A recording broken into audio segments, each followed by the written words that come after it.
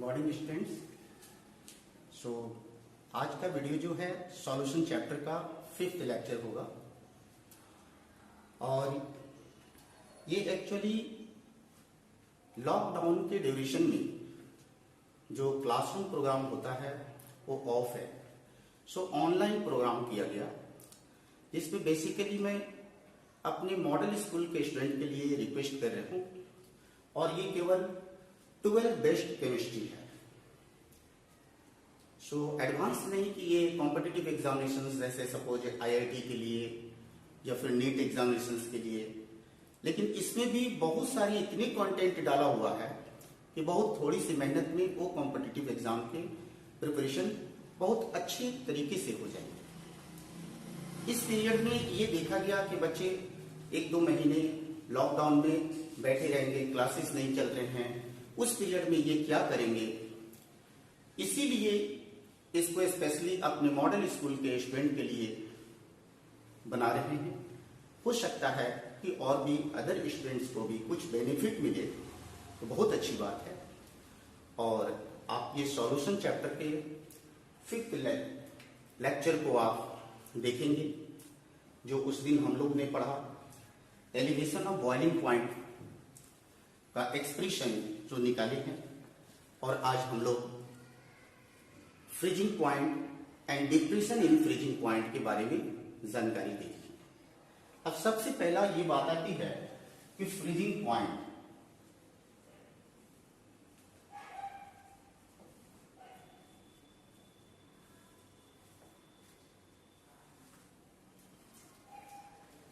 यहां बता रहे हैं the temperature at which the temperature at which the liquid and solid substance, the liquid and solid substance have the same vapor pressure.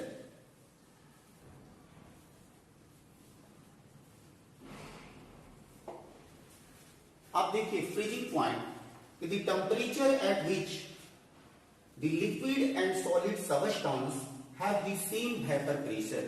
वह temperature जिस पर liquid substance और solid substance का vapour pressure equal हो जाए, same vapour pressure हो, वो temperature freezing point temperature कहलाता है। अब आ रही बात कि जब किसी नॉन वोलेटाइल सॉल्यूट को ऐड करते हैं, यहां लिख रहे हैं when a non-volatile solute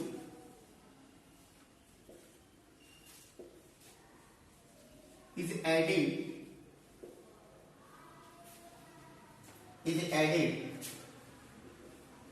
to a pure solvent,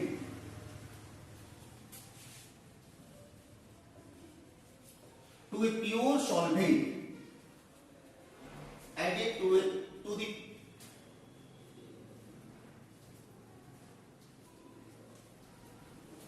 the freezing point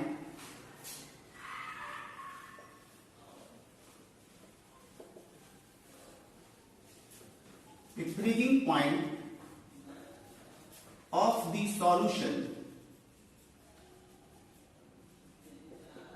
is always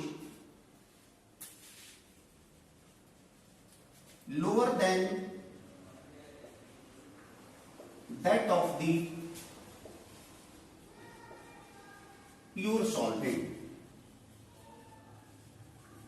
Okay, देखिए when a non-volatile solute is added to a pure solvent, the freezing point of the solution is always lower than that of the pure solvent।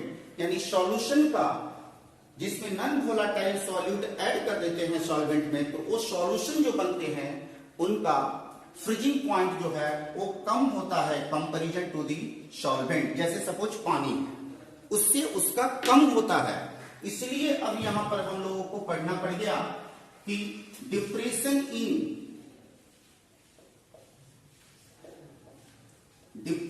In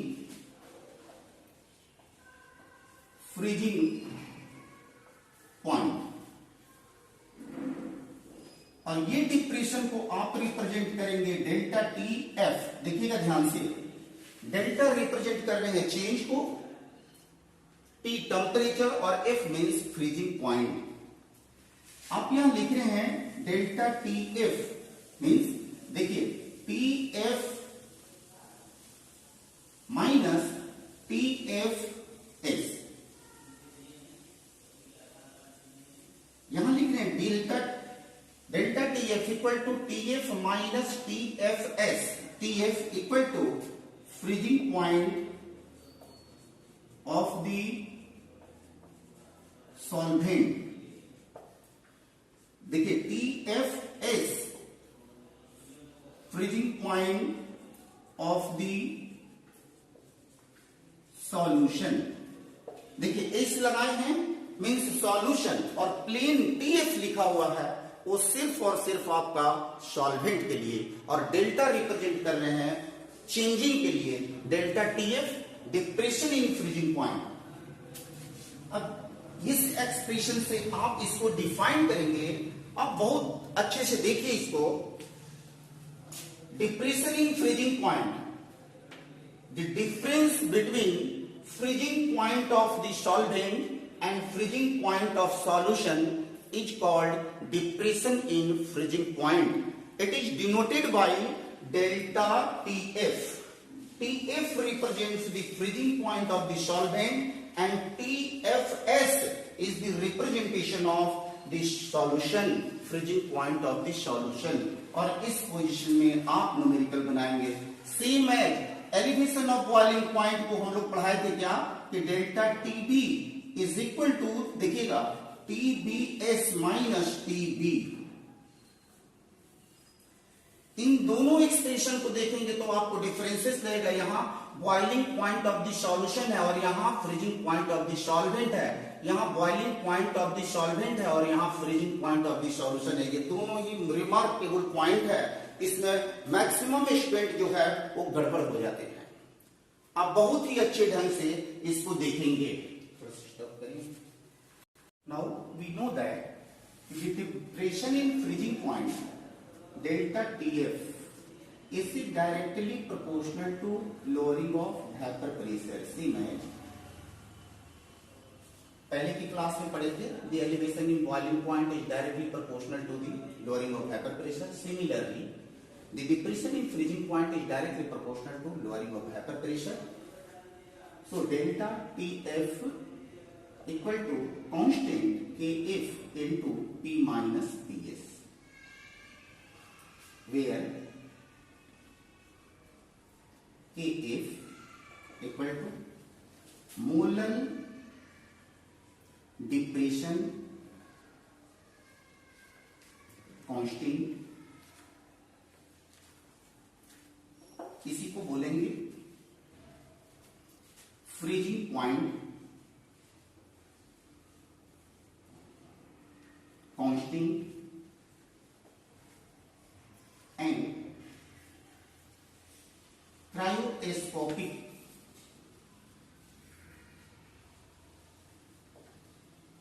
constant. ये तीनों नाम same इसी का है, KF का। जैसे केबी के लिए बोले थे, सेम है, molar depression constant, freezing point constant and cryoscopic constant. यही आपको डेफिनेशन देगा, डिफाइन क्रायोस्कोपिक कांस्टेंट। अभी आगे फिर डिफाइन कर रहे हैं। देखिए एक्चुअली हम लोग ऑनलाइन कोई भी कभी भी क्लास दिए नहीं है, और अभी लॉकडाउन के पीरियड में मुझे क्लास लेना पड़ रहा है, सो काफी डिफिकल्टीज हो रही है। पता नहीं चल रहा है कि किस एंगल से मुझे खड़ा होना है।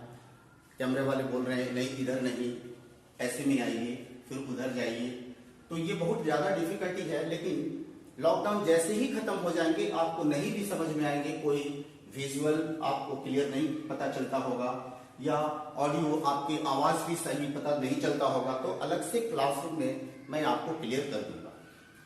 दूसरी बात, प्रैक्टिकल के भी नॉलेज हम यहाँ पर देंगे। हमारे यहाँ स्कूल में सारे इक्विपमेंट, सारे ऑपरेटर्स और सभी केमिकल, सभी फिजिक्स का भी, केमिस्ट्री का भी, बायोलॉजी का भी, सभी प्रैक्टिकल होते रहते हैं और सभी बच्चों को पूरी तरह से प्रैक्टिकल की नॉलेज दिया जाता है, जिसमें बच्चे लास्ट टाइम में भी रिवाइज कर लेते हैं और प्रैक्टिकल एग्जामिनेशन में भी बहुत अच्छे स्कोर करते हैं। और हमने आपको वीडियो जो दे रखे हैं वो सिर्फ और सिर्फ स्पेशली 12th क्लास के लिए, 12th केमिस्ट्री के लिए, आप इसको ध्यान से देखिए। अब सेम है उसी की तरह, we know that from Raoult's law,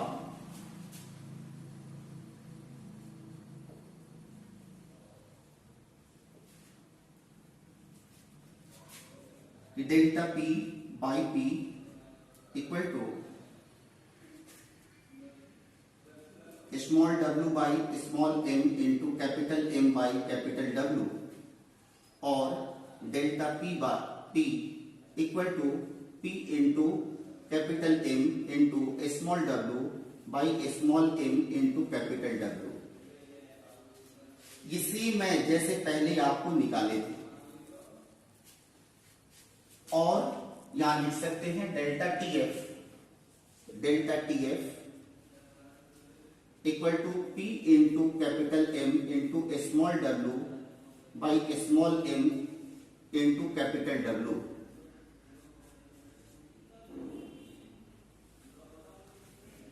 ऐसे लिख रहे हैं, but for same solvent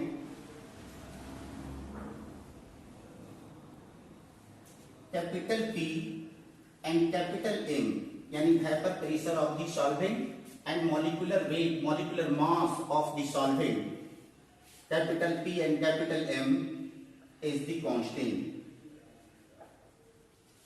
then आप ये देखिए P M ये कांस्टेंट हो गए, तो आपके एक्सप्रेशन हो रहे हैं delta TF equal to K into small w by small m into capital W, और इस इक्वेशन को हमने यहां पर इक्वेशन A लिख दी। अब ये ग्राफिकली क्वेश्चन ऐसे देंगे, ग्राफिकली सो दैट कि delta TF is directly proportional to delta P। आप देखिए इसके ग्राफ, ये वेपर प्रेशर एंड ये फ्रीजिंग पॉइंट को इंडिकेट करेंगे। ग्राफ बनाने का टेक्निक आप ध्यान से देखिए कैसे बनाएंगे। आप देखिए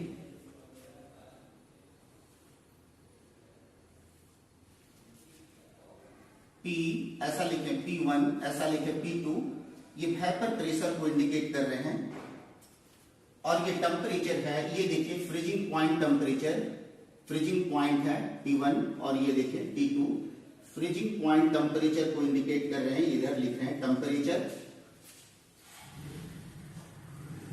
ऐसे लिखे हैं। ये देखिए सॉल्वेंट, यहां लिखे सॉल्वेंट, ये लिखे हैं सॉल्यूशन नंबर 1, ऐसा लिखे सॉल्यूशन नंबर 1, यहां लिखे हैं सॉल्यूशन नंबर 2।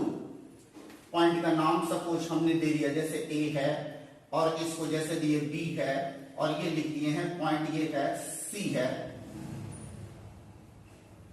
C, इसको लिख दिए हैं D है, और इसको लिख दिए E है, ये पॉइंट E है।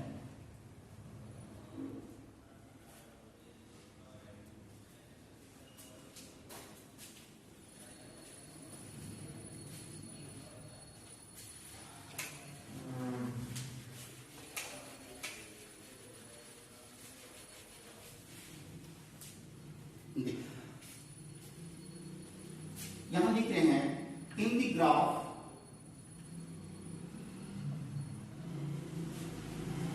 पॉइंट ए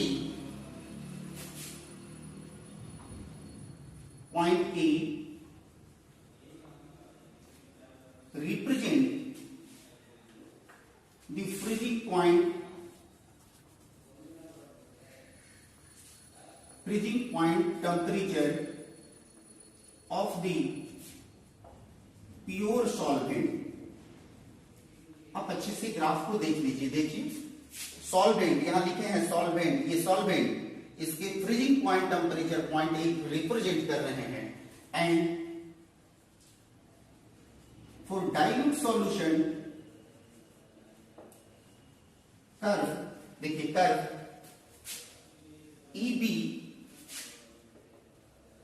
एंड ये देखिए DC is a straight line and parallel। देखिए AC is also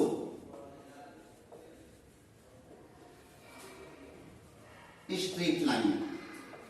हम उतना ही चीज दे रहे हैं इसमें जितनी आपकी रिक्वायरमेंट है। आप कभी भी इसको काट छांट नहीं कर सकते हैं। 12th के पूरी परफेक्ट आपको नॉलेज दे रहे हैं और जो भी क्वेश्चन आते हैं बस इतने ही से आपके क्वेश्चन आएंगे और इसी तरह से आप लिखेंगे। नाउ द सिमिलर ट्रायंगल, देखिए ट्रायंगल AEB एंड ट्रायंगल देखिए ADC,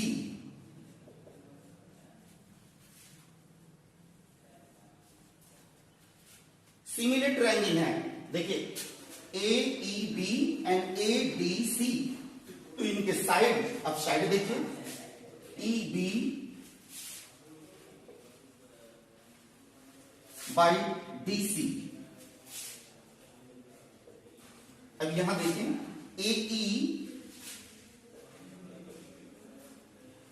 AE बाई AD,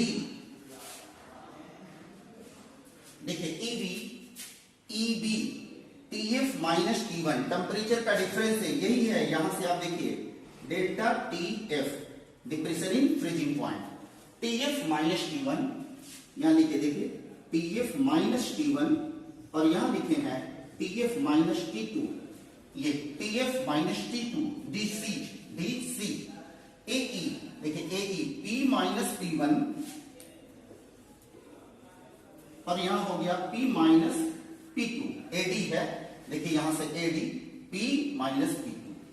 अब ये टेम्परेचर के डिफरेंस हैं और ये देखिए प्रेशर के डिफरेंस हैं, तो क्या ये बन गए delta TF is directly proportional to delta P और ये हो गया आपका प्रूफ।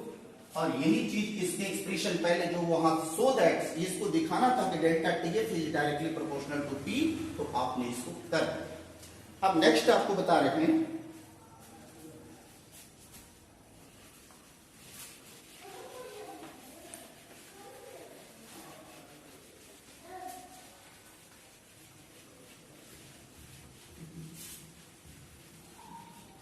जो आपके एक्सप्रेशन थे कि delta P equal to delta TF equal to K into small w by small m into capital W। तो इक्वेशन A, ये इक्वेशन A रखें। हम ये लिख रहे हैं if the moles of solute small w by small m equal to 1 mole, ये क्या है solute, and capital W weight of solvent 1000 gram, then क्या आपके एक्सप्रेशन आएंगे कि डेल्टा TF, देखिए delta TF equal to K by 1000।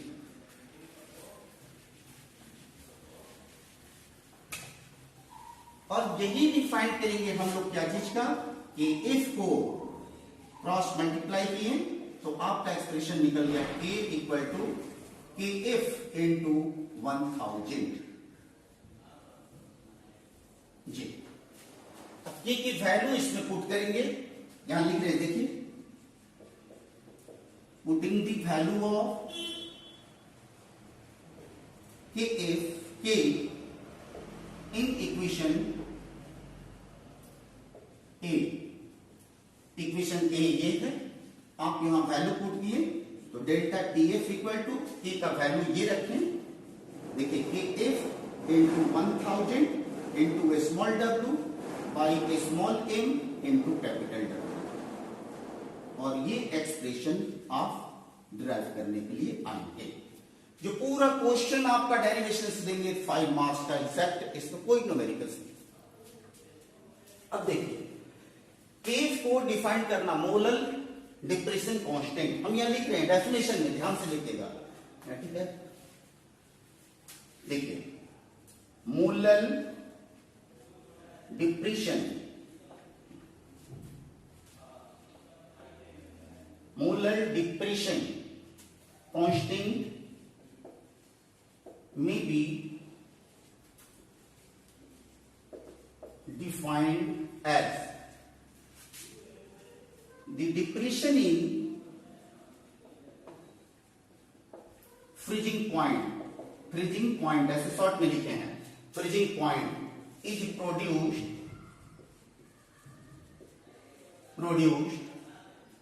when 1 mole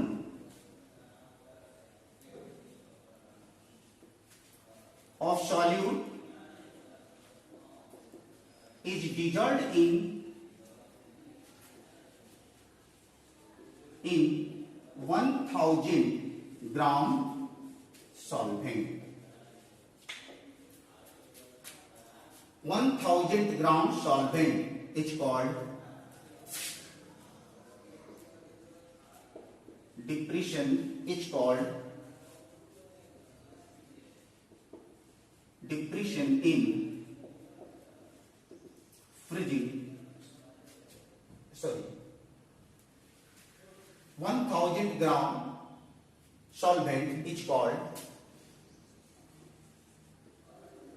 molar depression constant. It's called molar depression constant. It is denoted by KF, और ये KF की value numericals बनाते समय इसका वैल्यू गिवन होगा और आप में दिया रहेगा। अब नेक्स्ट देखिए,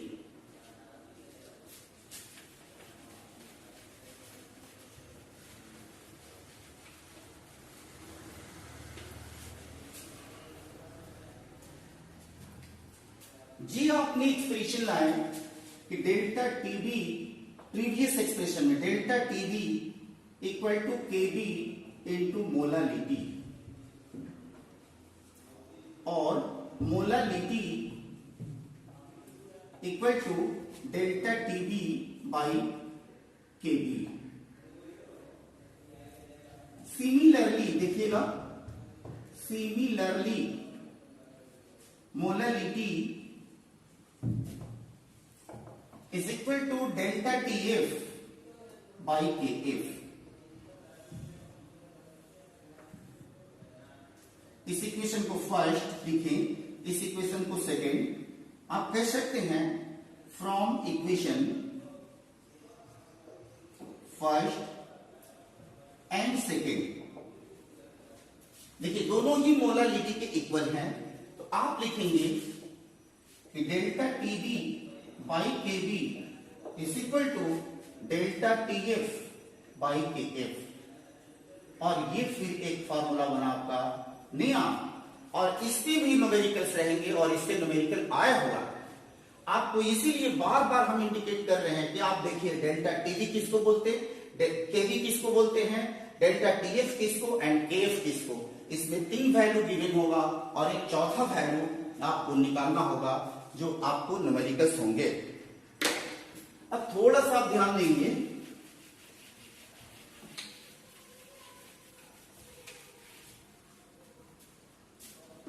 from one of thermodynamic expression लिखिएगा, from one of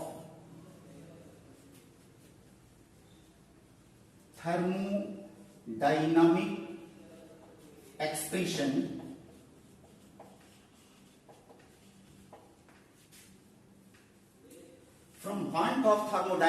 expression the direct value of KB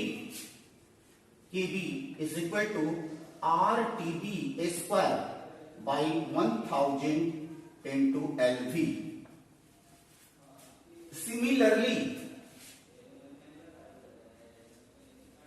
Similarly, KF is equal to RTF square by 1000 into LF. जी अब आपको बता रहे हैं यहां R गैस कांस्टेंट, या फिर ऐसे लिखेगा सॉल्यूशन कांस्टेंट. ये वैल्यू आपको गिवन होंगे क्वेश्चन में ही आपको प्रिंटेड रहेंगे. टीबी वैसा ही, TB boiling point of the solvent. कहीं भी प्रॉब्लम नहीं होंगी, आप केवल पढ़ते जाइए. पर डे आपको कम से कम 5 से 10 आपको न्यूमेरिकल प्रतिदिन आपको बनाना है. और ये रफ्तार अगर कम से कम मिनिमम 5 क्वेश्चन भी आप करते जाएंगे तो हम समझते हैं कि सॉल्यूशन चैप्टर पर आप पूरी काबू पा लेंगे, पूरा तरह से कॉन्फिडेंस कर लेंगे. जो प्रॉब्लम आपको क्रिएट करता हो, नहीं बनता हो, आप उसमें लिख करके भेजेंगे, हम आपको बना देंगे, यहां पर भी बना करके आपको दिखा देंगे. नेक्स्ट है LV, latent heat of vaporisation. Latent heat of vaporisation. फिर चेन देखिए इसमें केबी मोलर एलिवेशन कांस्टेंट. इसी तरह से यहां लिख दे रहे हैं कि इफ मोलर डिप्रेशन कांस्टेंट, जिसको क्रायोस्कोपिक कांस्टेंट कहते हैं और इसको इबिलियोस्कोपिक कांस्टेंट. अब आपको यहां पर आ रहे हैं TF freezing point of the pure solvent,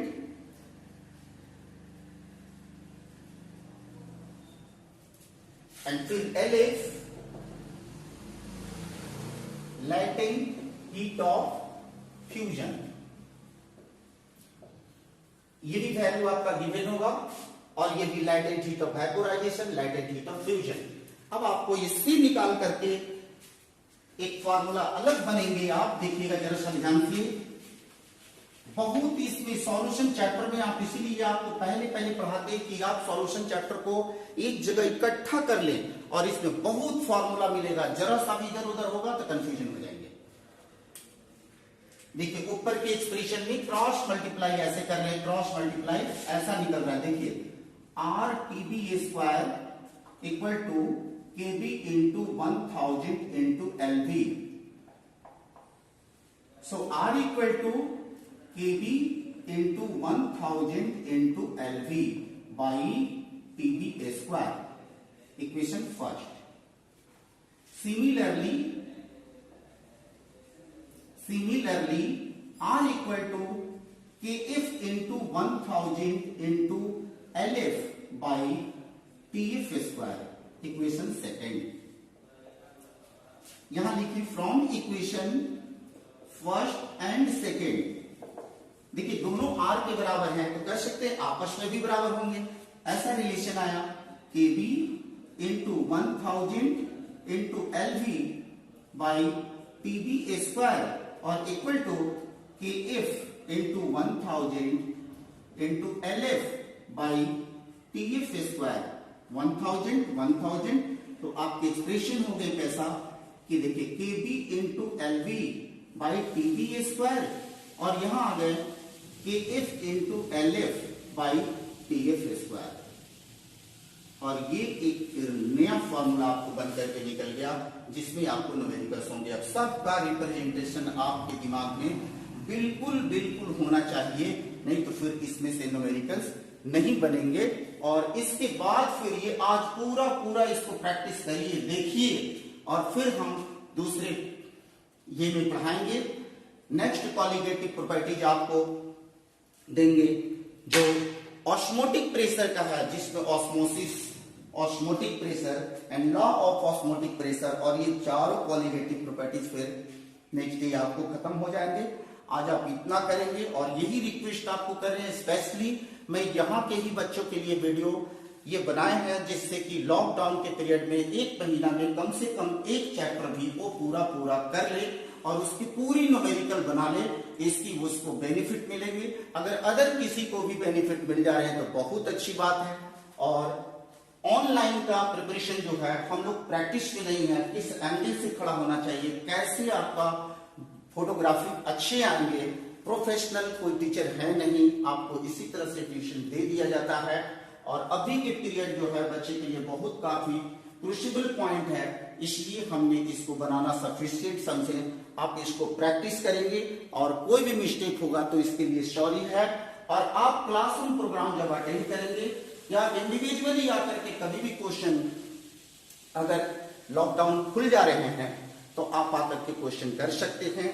class में भी रेगुलर आप स्कूल जब अटेंड करेंगे तो ऐसे ही इसी तरह से क्लास भी आपको लिया जाएगा और क्लास में भी पूरे इसके सॉल्यूशन चैप्टर से आपके जो ये फॉर्मूला है, जो इसमें सॉल्यूशन चैप्टर से 2 सॉल्यूशन न्यूट्रलाइज करते हैं, V1S1 इक्वल टू V2S2, ये अभी आपको नहीं बताया है क्योंकि इसके टाइट्रेशन जो वॉल्यूमेट्रिक एनालिसिस जो लैब में प्रैक्टिकल कराया जाता है, हम आपको यहाँ पर डायग्राम बना करके, पिक्चर बना करके और सारे केमिकल को दिखाएंगे कि कैसे कैसे डाला जाता है। जब आपको स्कूल खुल जाएंगे, आप क्लास में आएंगे तो सेम एज वही प्रैक्टिकल आपको कराया जाएगा और आप देखेंगे ग्रुप एनालिसिस भी, सॉल्ट एनालिसिस, अलग अलग सॉल्ट का टेस्ट जब आप क्लास में आते हैं, जैसे कॉपर का टेस्ट कराया, आयरन का टेस्ट कराया, निकल का टेस्ट, मैंगनीज का टेस्ट, सल्फेट का, नाइट्रेट का, बोरेट का, ऑक्जेलेट का कि केमिकल आपने डाला, जैसे कॉपर में पोटेशियम फेरोसाइनाइड का सॉल्यूशन आपने डाला, चॉकलेट कलर का प्रेसिपिटेट आया, तो बहुत आसानी से आप डिटेक्ट कर लेते हैं कि कॉपर का सॉल्ट है, ये कैटायन में कॉपर है।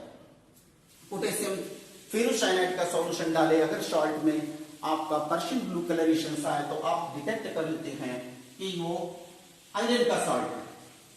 तो इस तरह से हम आपको यहां बताएं। और लैब में जब आप आ रहे हैं, जब आप एक्सपेरिमेंटल क्लास कर रहे हैं और सामने जब देख रहे हैं कि ब्लू हुआ, चॉकलेट कलर का हुआ, पिंक कलर का हुआ, तो फिर आप भूल नहीं सकते हैं। और साइंस का जो भी चीजें पढ़ाई होती है वो सामने एक्सपेरिमेंटल होता है। आप जैसे यहां देख रहे हैं, लैब में फिर एक्सपेरिमेंट करेंगे तो कभी भी वो भूल नहीं सकते हैं। और खासतौर पर सॉल्यूशन के लिए इसमें बहुत फॉर्मूला है। सो आपसे रिक्वेस्ट कर रहे हैं कि प्लीज आप इसको बहुत ज्यादा लिखने का प्रैक्टिस करेंगे।